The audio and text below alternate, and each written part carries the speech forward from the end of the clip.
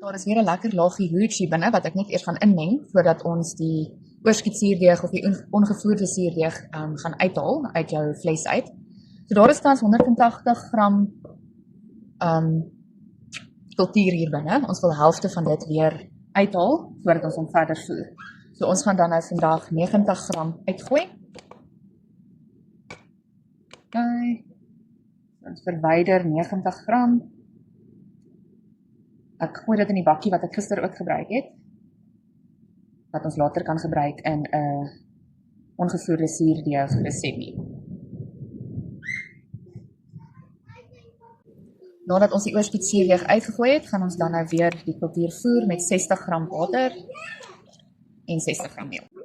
Jy gaan alles in jou vleis plaas en alles weer lekker meng totdat 'n lekker plaatkoekiedeeg vorm daaronder. Jy gaan weer jou rekkie plaas tot op die vlak van jou kultuur en hom op die kas los tot môre. Ons praat dan weer.